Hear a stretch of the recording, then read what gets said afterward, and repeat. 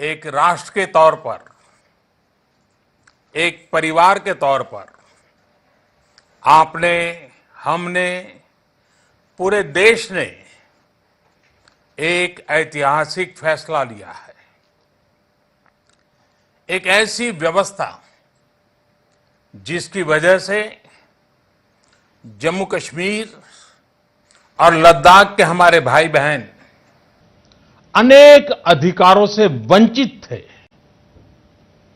जो उनके विकास में बड़ी बाधा थी, वो हम सबके प्रयासों से अब दूर हो गई है।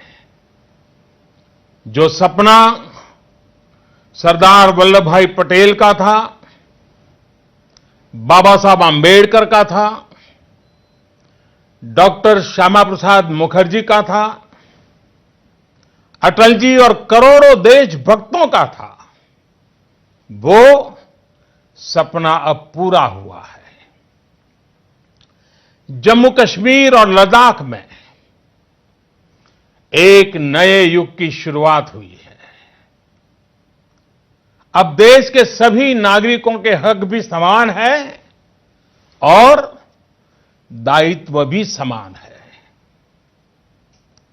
मैं जम्मू कश्मीर के लोगों को, लद्दाख के लोगों को और प्रत्येक देशवासी को हृदयपूर्वक बहुत बहुत बहुत बधाई देता हूं। साथियों, समाज जीवन में कुछ बातें समय के साथ इतनी घुल-मिल जाती हैं कि कई बार उन चीजों का एक प्रकार से मन में स्थायी भाव बन जाता है, स्थायी मान लिया जाता है। ये भाव आ जाता है कि कुछ बदलेगा ही नहीं, बस ऐसे ही चलेगा। आर्टिकल 370 अनुच्छेद 370 के साथ भी ऐसा ही हुआ। उसमें जम्मू कश्मीर और लद्दाख के हमारे भाई बहनों की, हमारे बच्चों की जो हानि हो रही थी, उसकी चर्चा ही नहीं होती थी। हैरानी की बात यह है कि आप किसी से भी बात करें तो कोई ये भी नहीं बता पाता था कि अनुच्छेद 370 से जम्मू कश्मीर के लोगों के जीवन में क्या लाभ हुआ। भाई और बहनों, आर्टिकल 370 और 35A ने जम्मू कश्मीर को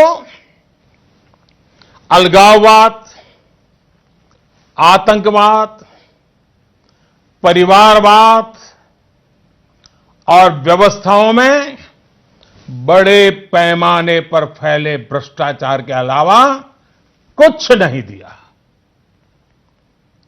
इन दोनों अनुच्छेद का देश के खिलाफ कुछ लोगों की भावनाएं भड़काने के लिए पाकिस्तान द्वारा एक शस्त्र के तौर पर इस्तेमाल किया जा रहा था। इसकी वजह से पिछले 3 दशक में लगभग 42,000 निर्दोष लोग, 42,000, यह आंकड़ा किसी की भी आंख में से आंसू ला देता है। 42,000 निर्दोष लोगों को अपनी जान गंवानी पड़ी। जम्मू कश्मीर और लद्दाख का विकास उस गति से नहीं हो पाया जिसका वो हकदार था। अब व्यवस्था की एक कमी दूर होने से जम्मू कश्मीर और लद्दाख के लोगों का वर्तमान तो सुधरेगा ही, उनका भविष्य भी सुरक्षित होगा। साथियों, हमारे देश में कोई भी सरकार हो, वो संसद में कानून बनाकर देश की भलाई के लिए काम करती है। किसी भी दल की सरकार हो, किसी भी गठबंधन की सरकार हो, ये कार्य निरंतर चलता रहता है। कानून बनाते समय संसद में काफी बहस होती है, संसद के बाहर भी बहुत चर्चा होती है, चिंतन मनन होता है, उसकी आवश्यकता, उसके प्रभाव को लेकर गंभीर पक्ष रखे जाते हैं। इस प्रक्रिया से गुजरकर जो कानून बनता है वो पूरे देश के लोगों का भला करता है। लेकिन कोई कल्पना नहीं कर सकता कि संसद इतनी बड़ी संख्या में कानून बनाए और वो कानून देश के एक हिस्से में लागू ही ना हो। यहां तक कि पहले की जो सरकारें एक कानून बनाकर वाहवाही लूटती थी, वो भी ये दावा नहीं कर पाती थी कि उनका बनाया कानून जम्मू कश्मीर में भी लागू होगा। जो कानून देश की पूरी आबादी के लिए बनता था, उसके लाभ से जम्मू कश्मीर के 1.5 करोड़ से ज्यादा लोग वंचित रह जाते थे। सोचिए, देश के अन्य राज्यों में बच्चों को शिक्षा का अधिकार है, लेकिन जम्मू कश्मीर के बच्चे इससे वंचित थे। क्या गुनाह है उन बच्चों का? देश के अन्य राज्यों में बेटियों को जो सारे हक मिलते हैं, वो सारे हक जम्मू कश्मीर की बेटियों को नहीं मिलते थे। देश के अन्य राज्यों में सफाई कर्मचारियों के लिए सफाई कर्मचारी एक्ट लागू है, लेकिन जम्मू कश्मीर के सफाई कर्मचारी इससे वंचित थे, उनको यह हक नहीं दिया गया था। देश के अन्य राज्यों में दलितों पर अत्याचार रोकने के लिए सख्त कानून लागू है, लेकिन जम्मू कश्मीर में ऐसा नहीं था। देश के अन्य राज्यों में अल्पसंख्यकों के हितों की रक्षण के लिए माइनॉरिटी एक्ट लागू है, लेकिन जम्मू कश्मीर में ऐसा नहीं था।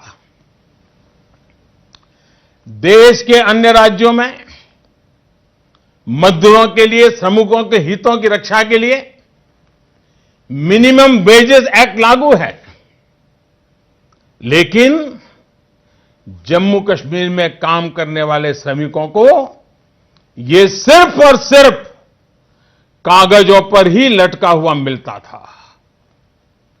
देश के अन्य राज्यों में चुनाव लड़ते समय एससी, एसटी, अनुसूचित जनजाति के भाइयों बहनों को आरक्षण का लाभ मिलता था, लेकिन जम्मू कश्मीर में ऐसा नहीं था। साथियों, अब आर्टिकल 370 और 35A बीते हुए इतिहास की बात हो जाने के बाद उसके नकारात्मक प्रभावों से भी जम्मू कश्मीर जल्द बाहर निकलेगा, इसका मुझे पूरा विश्वास है। भाई और बहनों, नई व्यवस्था में केंद्र सरकार की यह प्राथमिकता रहेगी कि राज्य के कर्मचारियों को, जिसमें जम्मू कश्मीर की पुलिस भी शामिल है, उन सबको दूसरे केंद्र शासित प्रदेश के कर्मचारियों और वहां की पुलिस के बराबर की सुविधाएं मिले। अभी केंद्र शासित प्रदेशों में अनेक ऐसी वित्तीय सुविधाएं जैसे एलटीसी, हाउस रेंट अलाउंस, बच्चों की शिक्षा के लिए एजुकेशन अलाउंस, हेल्थ स्कीम जैसी अनेक सुविधाएं दी जाती हैं, जिनमें से अधिकांश जम्मू कश्मीर के कर्मचारियों को, पुलिस परिवारों को नहीं मिलती हैं।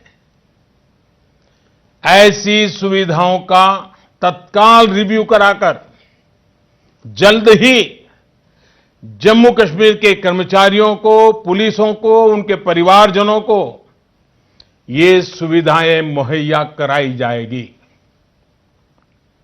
साथियों, बहुत जल्द ही जम्मू कश्मीर और लद्दाख में सभी केंद्रीय और राज्य के रिक्त पदों को भरने की प्रक्रिया शुरू की जाएगी। इससे स्थानीय नौजवानों को रोजगार के पर्याप्त अवसर उपलब्ध होंगे। साथ ही केंद्र सरकार की पब्लिक सेक्टर यूनिट्स और प्राइवेट सेक्टर की बड़ी कंपनियों को भी रोजगार के नए अवसर उपलब्ध कराने के लिए प्रोत्साहित किया जाएगा। इसके अलावा सेना और अर्ध सैनिक बलों द्वारा स्थानीय युवाओं की भर्ती के लिए रैलियों का आयोजन किया जाएगा। सरकार द्वारा प्रधानमंत्री स्कॉलरशिप योजना का भी विस्तार किया जाएगा ताकि ज्यादा से ज्यादा विद्यार्थियों को इसका लाभ मिल सके। जम्मू कश्मीर में राजस्व घाटा भी बहुत ज्यादा है। एक प्रकार से राजस्व घाटा बड़ी चिंता का विषय होता है। केंद्र सरकार ये भी सुनिश्चित करेगी कि इसके प्रभाव को कम किया जाए।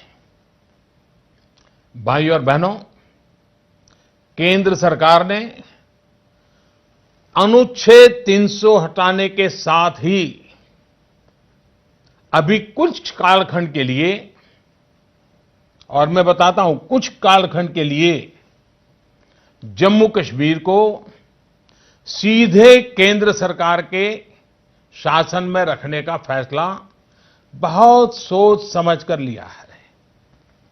इसके पीछे की वजह समझना भी आपके लिए महत्वपूर्ण है। जब से वहां गवर्नर रूल लगा है, जम्मू कश्मीर का प्रशासन सीधे केंद्र सरकार के संपर्क में है।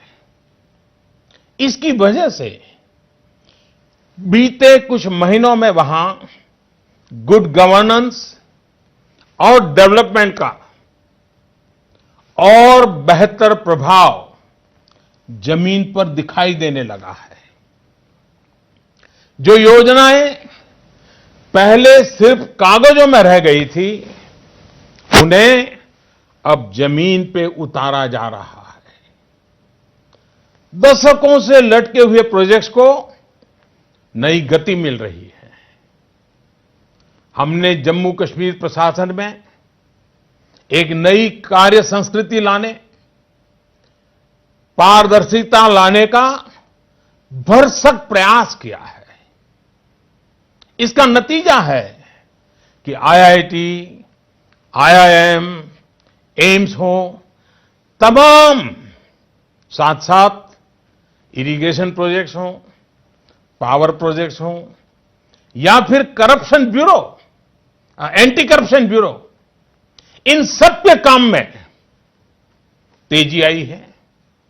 इसके अलावा वहां कनेक्टिविटी से जुड़े प्रोजेक्ट हों, सड़कों और नई रेल लाइनों का काम हो, एयरपोर्ट का आधुनिकीकरण हो, सभी को तेज गति से आगे बढ़ाया जा रहा है।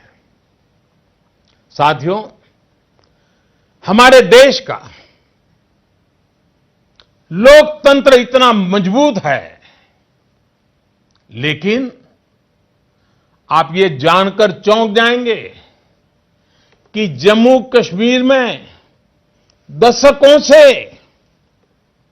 हजारों लाखों की संख्या में ऐसे भाई बहन रहते हैं जिन्हें लोकसभा के चुनाव में उसमें तो वोट डालने का अधिकार था, लेकिन वो विधानसभा और वहां की पंचायत या वहां की नगरपालिका या वहां की महानगरपालिका न वो चुनाव में मतदान कर सकते थे न चुनाव लड़ सकते थे। ये वो लोग हैं जो 1947 में बंटवारे के बाद पाकिस्तान से भारत आए थे। हिंदुस्तान के हर अन्य राज्यों में उनको सब अधिकार है, अकेले जम्मू कश्मीर में नहीं है। क्या इन लोगों के साथ अन्याय ऐसे ही चलता रहता? साथियों, जम्मू कश्मीर के अपने भाइयों बहनों को मैं एक महत्वपूर्ण बात और स्पष्ट करना चाहता हूं। आपका जनप्रतिनिधि आपके द्वारा ही चुना जाएगा, आपके बीच से ही आएगा। जैसे पहले एमएलए होते थे वैसे ही एमएलए आगे भी होंगे। जैसे पहले कैबिनेट होती थी, मंत्रिपरिषद होती थी, वैसे ही मंत्रिपरिषद आगे भी होगी। जैसे पहले आपके सीएम होते थे वैसे ही आगे भी आपके मुख्यमंत्री होंगे, आपके सीएम होंगे। साथियों, मुझे पूरा विश्वास है कि इस नई व्यवस्था के तहत हम सब मिलकर आतंकवाद, अलगाववाद से जम्मू कश्मीर को मुक्त कराएंगे। जब धरती का स्वर्ग हमारा जम्मू कश्मीर फिर एक बार विकास की नई ऊंचाइयों को पार करके पूरे विश्व को आकर्षित करने लगेगा, नागरिकों के जीवन में ईज ऑफ लिविंग बढ़ेगी, नागरिकों को जो उनके हक का मिलना चाहिए वो बेरोक टोक मिलने लगेगा, शासन प्रशासन की सारी व्यवस्था जनहित कार्यों को तेजी से आगे बढ़ाएगी। तो मैं नहीं मानता कि केंद्र शासित प्रदेश, यूनियन टेरिटरी की व्यवस्था जम्मू कश्मीर के अंदर चलाए रखने की जरूरत पड़ेगी। हां, लद्दाख में वो बनी रहेगी। भाइयों बहनों, हम सभी चाहते हैं कि आने वाले समय में जम्मू कश्मीर विधानसभा के चुनाव हो, नई सरकार बने, नए तेजस्वी ऊर्जावान नौजवान एमएलए बने, मंत्री बने, मुख्यमंत्री बने। मैं जम्मू कश्मीर के लोगों को भरोसा देता हूं कि आपको बहुत ईमानदारी के साथ पूरे पारदर्शी वातावरण में आपके अपने प्रतिनिधि चुनने का अवसर तुरंत मिलेगा।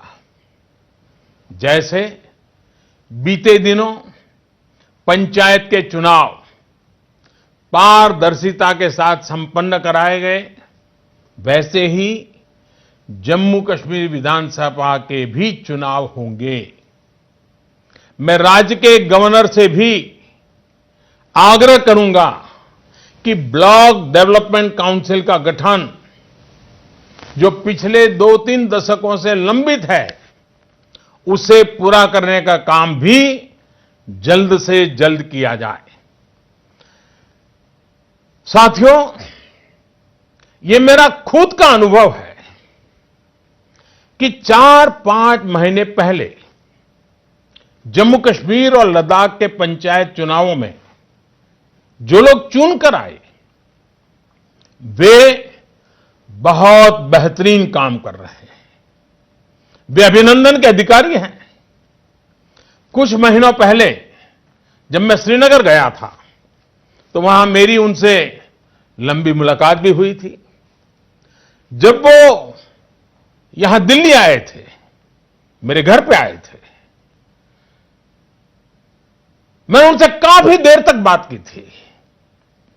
पंचायत के इन साथियों की वजह से, चुने हुए पंचायत के पंच और प्रधान की वजह से जम्मू कश्मीर में बीते दिनों ग्रामीण स्तर पर बहुत तेजी से काम हुआ है।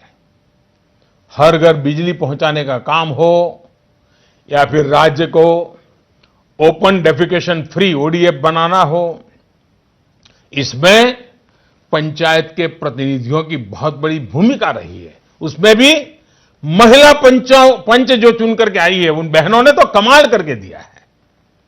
मुझे पूरा विश्वास है कि अब अनुच्छेद 370 हटने के बाद जब इन पंचायत सदस्यों को नई व्यवस्था में काम करने का मौका मिलेगा तो वो कमाल कर देंगे। ये मैंने देखा है और मेरा विश्वास है, मुझे पूरा विश्वास है कि जम्मू कश्मीर की जनता अलगाववाद को परास्त करके नई आशाओं के साथ, नई ऊर्जा के साथ, नए सपनों के साथ आगे बढ़ेगी। मुझे पूरा विश्वास है कि जम्मू कश्मीर की जनता गुड गवर्नेंस और पारदर्शिता के वातावरण में नए उत्साह के साथ अपने लक्ष्यों को प्राप्त करेगी। साथियों, दशकों के परिवारवाद ने जम्मू कश्मीर के मेरे युवाओं को नेतृत्व का अवसर ही नहीं दिया। अब मेरे युवा जम्मू कश्मीर के विकास का नेतृत्व करेंगे और उसे नई ऊंचाइयों पर ले जाएंगे। मैं जम्मू कश्मीर और लद्दाख के नौजवानों, वहां की बहन बेटियों से विशेष आग्रह करूंगा कि अपने क्षेत्र के विकास की कमान आगे आइए, खुद संभालिए। साथियों, जम्मू कश्मीर और लद्दाख में दुनिया का सबसे बड़ा टूरिस्ट डेस्टिनेशन बनने की क्षमता है। इसके लिए जो वातावरण चाहिए, शासन प्रशासन में जो बदलाव चाहिए, वो किए जा रहे हैं। लेकिन मुझे इसमें हर देशवासी का साथ चाहिए, हर हिंदुस्तानी का साथ चाहिए। एक जमाना था जब बॉलीवुड की फिल्मों की शूटिंग के लिए कश्मीर पसंदीदा जगह थी। उस दौरान शायद ही कोई फिल्म बनती हो जिसकी कश्मीर में शूटिंग न होती हो। अब जम्मू कश्मीर में स्थितियां सामान्य होंगी तो देश ही नहीं, दुनिया भर के लोग वहां फिल्मों की शूटिंग करने आएंगे। हर फिल्म अपने साथ कश्मीर के लोगों के लिए रोजगार के नए अनेक अवसर भी लेकर आएगी। मैं Hindi film industry, Telugu film industry और तमिल फिल्म इंडस्ट्री और इससे जुड़े से लोगों से आग्रह करूंगा कि जम्मू कश्मीर और लद्दाख में निवेश के बारे में, फिल्म की शूटिंग से लेकर थिएटर और अन्य साधनों की स्थापना के बारे में जरूर सोचें, उसको प्राथमिकता दें। जो टेक्नोलॉजी की दुनिया से जुड़े लोग हैं, चाहे वो प्रशासन में हो या फिर प्राइवेट सेक्टर में, उनसे भी मेरा आग्रह है कि अपनी नीतियों में, अपने फैसलों में इस बात को प्राथमिकता दें कि जम्मू कश्मीर में कैसे टेक्नोलॉजी का विस्तार किया जाए। वहां के नौजवान तेजस्वी हैं, ओजस्वी हैं, अंग्रेजी भाषा के साथ जुड़े हुए हैं। जब वहां डिजिटल कम्युनिकेशन को ताकत मिलेगी जब वहां BPO centre, common service centre बढ़ेंगे, जितना ज्यादा टेक्नोलॉजी का विस्तार होगा, उतना ही जम्मू कश्मीर के हमारे भाई बहनों का जीवन आसान होगा। उनकी आजीविका और रोजी रोटी कमाने के अवसर बढ़ेंगे। साथियों, सरकार ने जो फैसला लिया है, वो जम्मू कश्मीर और लद्दाख के उन नौजवानों को भी मदद करेगा जो स्पोर्ट्स की दुनिया में आगे बढ़ना चाहते हैं।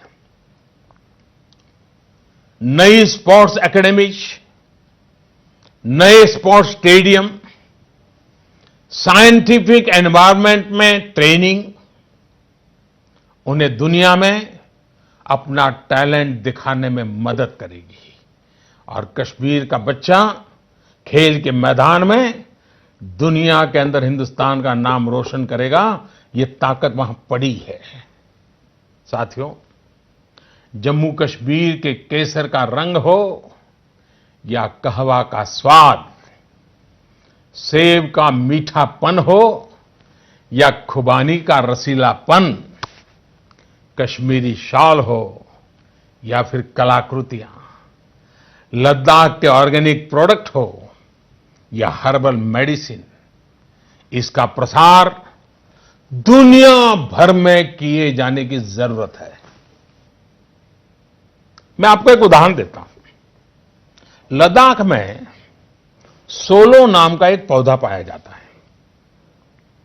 जानकारों का कहना है कि यह पौधा हाई एल्टीट्यूड पर रहने वाले लोगों के लिए, बर्फीली पहाड़ियों पर तैनात सुरक्षा बलों के लिए ये संजीवनी का काम करता है। कम ऑक्सीजन वाली जगह पर शरीर के इम्यून सिस्टम को संभाले रखने में इसकी बहुत बड़ी भूमिका है। सोचिए, ऐसी अद्भुत चीज दुनिया भर में बिकनी चाहिए कि नहीं बिकनी चाहिए? कौन हिंदुस्तानी नहीं चाहेगा? और साथियों, मैंने तो सिर्फ एक का ही नाम लिया है। ऐसे अनगिनत पौधे, हर्बल प्रोडक्ट जम्मू कश्मीर और लद्दाख में बिखरे पड़े हैं।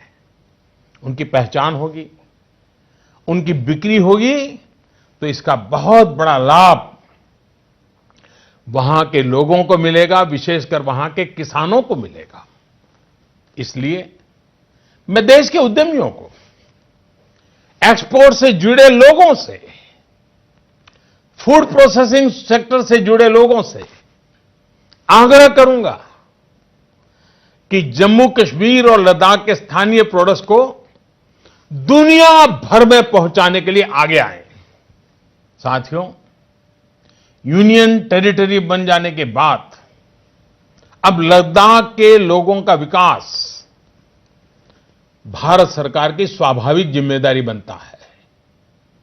स्थानीय प्रतिनिधियों, लद्दाख और करगिल की डेवलपमेंट काउंसिल के सहयोग से केंद्र सरकार विकास की तमाम योजनाओं का लाभ अब और तेजी से पहुंचाएगी। लद्दाख में स्पिरिचुअल टूरिज्म, एडवेंचर टूरिज्म और इको टूरिज्म का सबसे बड़ा केंद्र बनने की क्षमता है। इतना ही नहीं, सोलर पावर जनरेशन का भी लद्दाख बहुत बड़ा केंद्र बन सकता है। सोलर रेडिएशन में हिंदुस्तान में लद्दाख की धरती अव्वल नंबर पे है। अब वहां के सामर्थ्य का उचित इस्तेमाल होगा और बिना भेदभाव विकास के लिए नए अवसर बनेंगे। अब लद्दाख के नौजवानों की इनोवेटिव स्पिरिट को बढ़ावा मिलेगा। उन्हें अच्छी शिक्षा के लिए बेहतर संस्थान मिलेंगे। वहां के लोगों को अच्छे अस्पताल मिलेंगे। इंफ्रास्ट्रक्चर का और तेजी से आधुनिकीकरण होगा। साथियों, लोकतंत्र में यह भी बहुत स्वाभाविक है कि कुछ लोग इस फैसले के पक्ष में हैं और कुछ को इस पर मतभेद है। मैं उनके मतभेद का भी सम्मान करता हूं और उनकी आपत्तियों का भी। इस पर जो बहस हो रही है उसका केंद्र सरकार जवाब भी दे रही है, समाधान करने का प्रयास भी कर रही है और यह हमारा लोकतांत्रिक दायित्व है।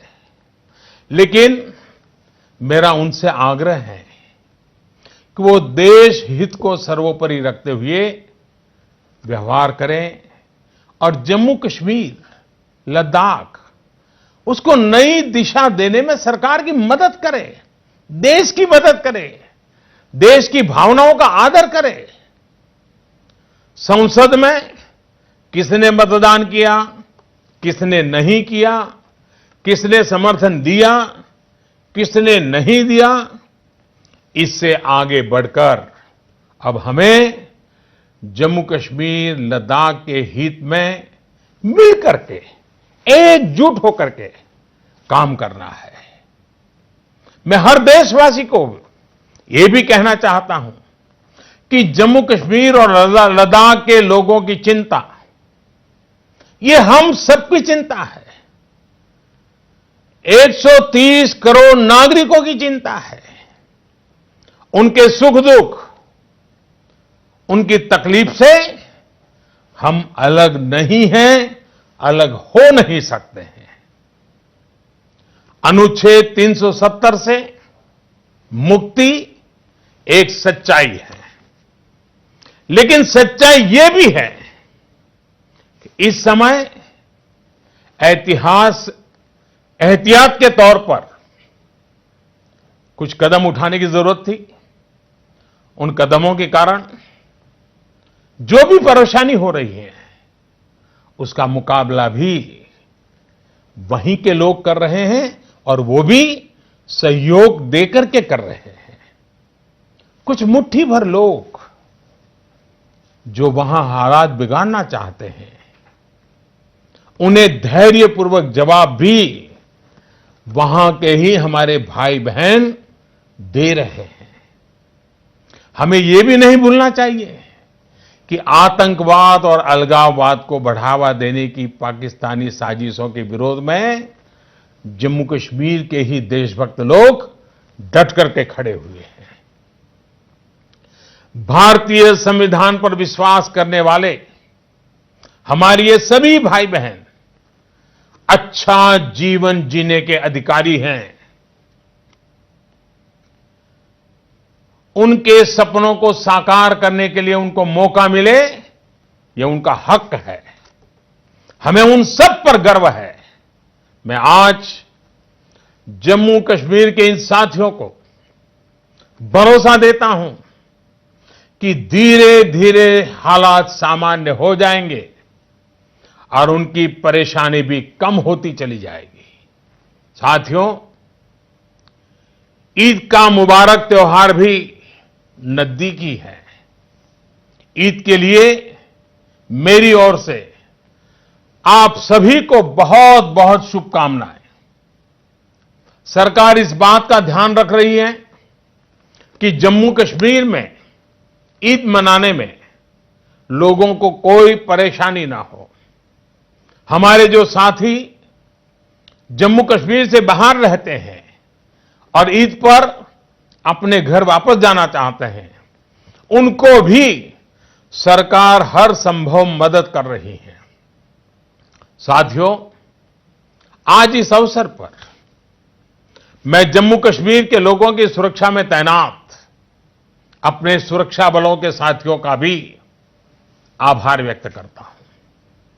प्रशासन से जुड़े सभी लोग, राज्य के सभी कर्मचारी और जम्मू कश्मीर पुलिस जिस तरह से स्थितियों को संभाल रही है, वो सचमुच में बहुत बहुत प्रशंसनीय है।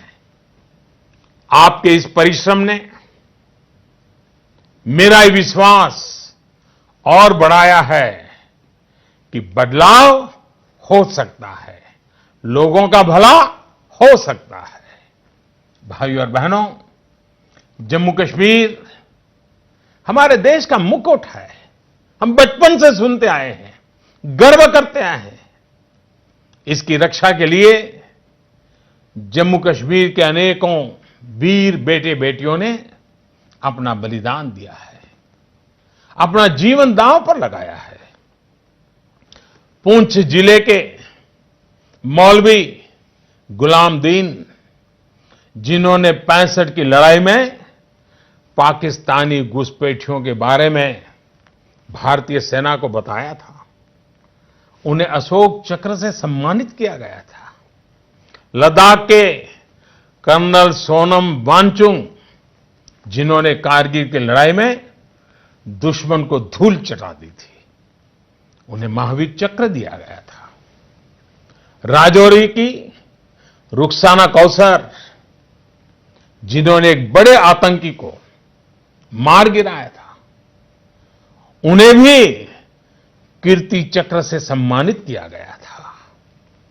पुंछ के शहीद औरंगजेब, जिनकी पिछले वर्ष आतंकियों ने हत्या कर दी थी और जिनके दोनों भाई अब सेना में भर्ती होकर देश की सेवा कर रहे हैं, ऐसे वीर बेटे बेटियों की लिस्ट बहुत लंबी है।